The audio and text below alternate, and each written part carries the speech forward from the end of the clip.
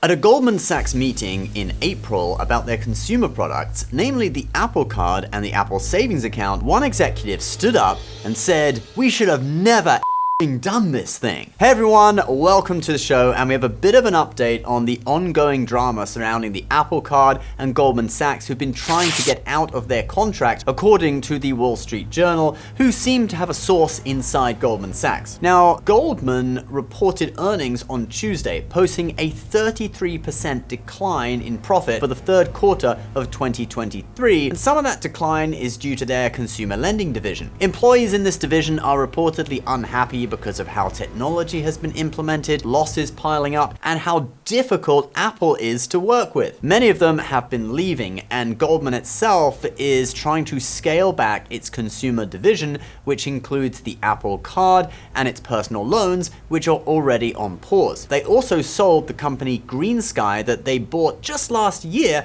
for a steep loss. The purchase price was $1.7 billion, and they've apparently offloaded the home lender for just $500 million. On the credit card front, Goldman also canceled talks with T-Mobile, Hawaiian Airlines, and Expedia on issuing their co-branded credit cards. But let's talk about the Apple Card. Now, we reported before that Goldman was trying to offload that product, and it even held talks with American Express for Amex to take over the card, but these talks have not been fruitful. Well, the Wall Street Journal has some more insider info on the whole Apple Card fiasco for us. So Apple is apparently very difficult to work with, and they have a lot of requirements for the Apple Card. Not only do they want it to have no fees whatsoever, with no fees, how do you make money? They'd have to rely on merchant fees and interest alone. But then there are also things like the date of the credit card bills that get sent out. Most banks use a rolling system where cardholders have different statement closing dates depending on when they signed up, and the bills get sent out throughout the month, spread out pretty much evenly. But Apple apparently insists on lining up with the Gregorian calendar,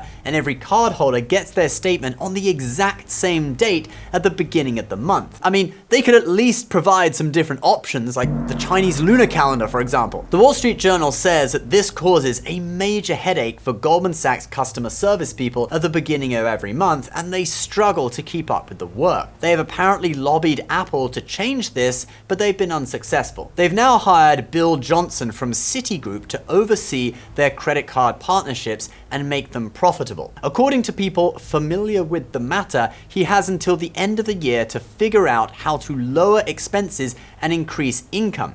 If he can't do this, or if he says that it's doable only if Goldman scales up with more credit card programs to provide economies of scale and more profit that way, then the bank likely intends to sell its two remaining lending products, the Apple Card and the General Motors credit card.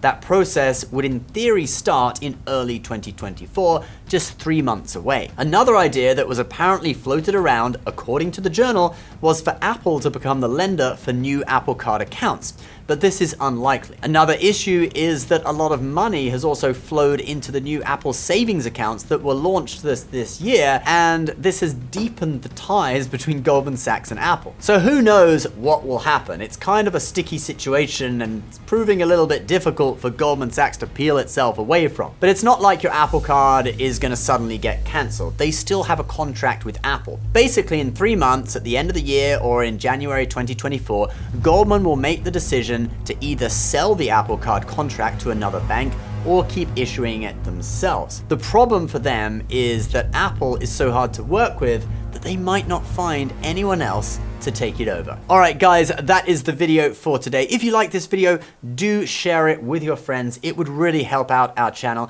And if you want 12 free stocks from our sponsor Webull for depositing any amount of money in a new brokerage account, do click the link below. It's a real no-brainer deal, basically free money. All right, please subscribe to the channel if you're new, and we'll see you next time. Bye-bye.